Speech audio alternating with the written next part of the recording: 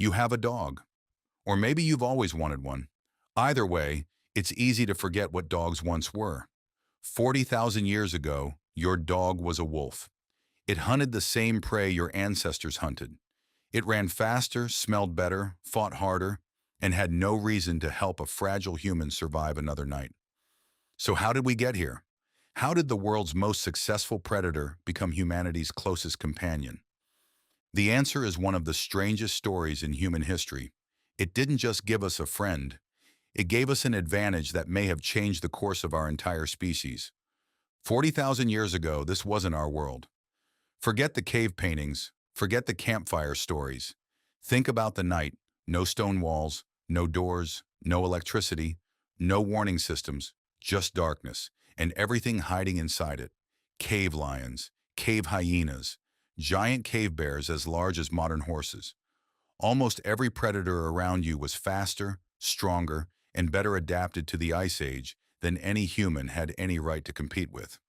You were a medium-sized primate carrying nothing more than a wooden spear, trying to survive in a world that saw you as prey. And you weren't the only humans living there. Neanderthals had already survived Europe for nearly 200,000 years before Homo sapiens arrived. They weren't primitive. They mastered fire, crafted sophisticated stone tools, cared for the injured, and buried their dead. Their powerful bodies were perfectly adapted to freezing climates that would have overwhelmed most modern humans. By almost every physical measure, they should have been the ones who survived. Instead, they're gone. Every single one of them. We're still here. And one of the biggest reasons may have begun with a single wolf making a decision no human ever planned. It didn't begin with a plan. No one woke up one morning and decided to tame a wolf. Instead, it began with something much simpler: opportunity. Some wolves were naturally less afraid of humans than others. They stayed a little closer to camps, not to attack, but to scavenge. Bones, scraps, anything people left behind. For those wolves, life became easier. They found food without chasing it, spent less energy hunting, survived longer, and raised more pups.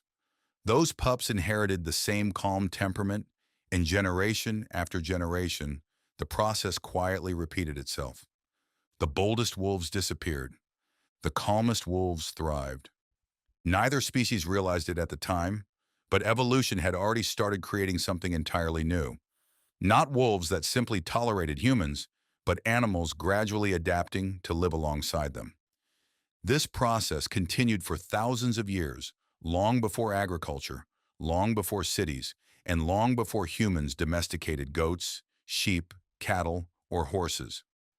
The dog came first, more than 10,000 years before any other domesticated animal. That detail changes everything. Most domesticated animals became useful after humans settled down. Dogs appeared while people were still wandering across one of the harshest environments our species has ever faced. The partnership wasn't born from comfort. It was born from survival. The Ice Age demanded cooperation, and somehow two predators competing for the same prey stopped competing and began hunting together. Most people think they know what happened next. The wolves became dogs. The dogs helped humans hunt. End of story. But that's only the surface. The real story is far more remarkable.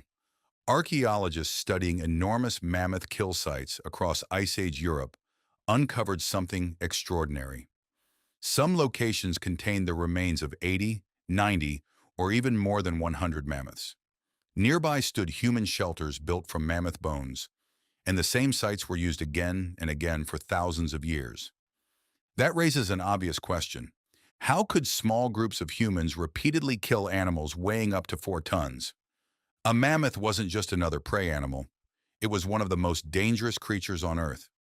One mistake could mean death, and a hunter carrying nothing more than a wooden spear had almost no chance of bringing one down alone. But a coordinated group of humans working alongside large dogs becomes something entirely different. Dogs could detect prey long before humans ever saw it. They followed scent trails across frozen landscapes that looked completely empty to human eyes. They chased exhausted animals, harassed them, and kept them moving while hunters quietly positioned themselves for the final attack. Each species contributed abilities the other lacked: Humans brought planning, dogs brought speed, scent, and relentless pressure. Together, they became far more effective than either could ever be alone. Many researchers believe this partnership dramatically increased hunting efficiency during the late Ice Age. More successful hunts meant more meat. More meat meant more fat. More fat meant healthier adults, more surviving children, and stronger communities. Once a population survives just a little more often than its rivals, that advantage doesn't stay small. It compounds with every generation. The dog didn't simply help humans catch food, it may have permanently changed the mathematics of survival. But hunting was only half the story. The real advantage began after sunset. For most of human history, night was the most dangerous part of the day. Once the fire grew dim, your senses became almost useless. You couldn't see beyond a few meters. Your hearing was average. Your sense of smell couldn't compete with the predators surrounding you. Every night, cave lions, wolves, hyenas, and bears moved silently through the darkness while humans waited, hoping nothing found their camp. A sleeping family had almost no warning, until dogs changed the equation. A predator approaching a camp protected by dogs could no longer arrive unnoticed. Long before a human heard a sound, the dogs had already smelled it. Long before anyone saw movement, the dogs were already awake. A growl, a bark, a sudden rush toward the edge of the camp. Those few seconds of warning could mean the difference between waking up prepared or never waking up at all. Dogs filled the gaps human evolution never solved. They smelled what humans couldn't. They heard what humans missed. They remained alert while everyone else slept.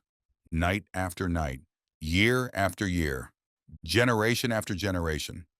Imagine two groups of humans living in exactly the same Ice Age landscape. They hunted the same animals, faced the same winters, and slept beneath the same stars. But one group had dogs. Every morning they woke slightly safer, slightly better rested, slightly less likely to have lost a child, a hunter, or an elder during the night. The other group didn't. At first, that difference seems almost invisible. After 100 years, it becomes significant. After 1,000 years, it changes history. The partnership between humans and dogs wasn't just about hunting, it transformed survival itself. Not through one dramatic moment, but through thousands of quiet nights when nothing happened, because the dogs were already awake. This is where the story becomes even more fascinating. Neanderthals never domesticated a single animal. For more than 200,000 years, they survived the Ice Age using the same tools, the same fire, and the same knowledge passed down through generations. Then Homo sapiens arrived. Physically, they were at a disadvantage. They were generally smaller, less powerful, and less adapted to the cold. If you compared the two species side by side, you probably wouldn't have bet on us. Yet we brought something the Ice Age had never seen before, a partnership with another predator. Humans and dogs didn't simply share the same landscape. They shared the hunt. They shared the night. They shared the burden of survival itself. Dogs expanded the distance humans could search. They located prey hidden beyond human sight, tracked animals across frozen ground that looked empty to us, and warned of danger long before danger ever reached the camp. Together, humans and dogs created an advantage no human population had possessed before. Did dogs alone replace the Neanderthals? Almost certainly not. The disappearance of the Neanderthals was shaped by many factors: climate change, competition, small population sizes, and even interbreeding with Homo sapiens. But one thing is difficult to ignore. A population that hunts more efficiently, sleeps more safely, raises more children, and loses fewer adults each generation will slowly begin to outgrow every rival around it. Not in a single lifetime, not in a single century, but over thousands of years. Small advantages become overwhelming ones. The alliance between humans and dogs may have been one of those advantages. Perhaps not the only reason our ancestors survived, but one of the most important. And once that partnership existed, there was no turning back. Every animal humans eventually domesticated gave us something. Goats gave milk, cattle gave strength, horses gave speed, dogs gave us something far stranger. They changed themselves. Over thousands of years, dogs evolved to understand humans in ways no other animal ever has. Try a simple experiment. Point towards something across the room. Your dog looks where you're pointing. Not at your hand, not at your finger, at the object itself. Now try the same thing with a chimpanzee, one of our closest living relatives. More often than not, it stares at your hand instead. That difference seems small. It isn't. It represents thousands of years of evolution shaped by one extraordinary partnership. Dogs didn't learn to understand us because we trained every generation. They evolved alongside us. Scientists have discovered that dogs process human voices using specialized regions of the brain remarkably similar to our own. They don't simply hear our words. They recognize emotion, a laugh, a frightened voice, anger, comfort. Their brains respond differently to every one of them. And it goes even further. In one study, dogs exposed to the scent of frightened people became noticeably more stressed themselves. Dogs exposed to calm people remained calm. Before ancient humans even realized something was wrong, their dogs may already have known. For a family sleeping beneath Ice Age skies, that wasn't an interesting biological quirk. It was another survival advantage, another warning system, another reason to wake up alive the next morning. Then researchers discovered something even more extraordinary. When a dog looks into your eyes, both your brain and the dog's release oxytocin, the same hormone responsible for building trust between parents and their children. The same chemical that creates attachment, loyalty, and the instinct to protect someone else. Hand-raised wolves don't produce this response. Dogs do. Somewhere during thousands of years of living beside humans, they didn't simply become less aggressive. They evolved to bond with us on a biological level. The partnership had become something much deeper than survival. It had become friendship. Archaeologists have uncovered burial sites more than 14,000 years old where dogs were laid to rest beside humans. Not discarded, not abandoned, buried with care. Some wore decorative collars, some were placed beside children, others were buried exactly as the people around them were. These weren't tools. They weren't livestock. They were family. Long before cities, long before farming, long before the first written word, people were already mourning their dogs. That tells us something extraordinary. This relationship wasn't created by civilization. It helped make civilization possible. The dog was there before the farm, before the horse, before the cow, before every other domesticated animal. It stood beside us when we owned almost nothing. No kingdoms, no roads, no walls. No certainty that we would survive another winter. 40,000 years later, its descendants are still here. Some are sleeping beside fireplaces. Some are chasing tennis balls through a park. Some are lying quietly at the foot of someone's bed. It's easy to look at them and see nothing more than loyal pets. But that's only the ending of the story. The beginning was very different. Once they hunted the same prey as our ancestors. Once they competed against us. Once they had every reason to see humans as rivals. And somewhere in the frozen wilderness of the Ice Age, one wolf made a different choice. It stayed close. Its offspring stayed closer. Generation after generation, fear slowly became trust. Competition became cooperation. And cooperation became one of the most successful partnerships the natural world has ever produced. That partnership helped our ancestors survive one more winter, then another, and another. Without dogs, humans probably still would have survived. But they may not have spread as quickly. They may not have hunted as efficiently. They may never have gained one of the greatest survival advantages any species has ever found.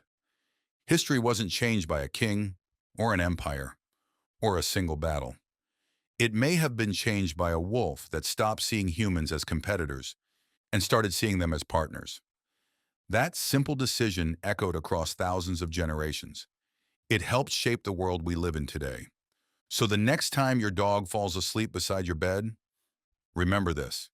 Its ancestors once stalked the same frozen plains as yours. They chased the same prey. They faced the same brutal winters. And when the Ice Age offered every reason for two predators to remain enemies, they chose something else. 40,000 years later, that choice is still sleeping beside us.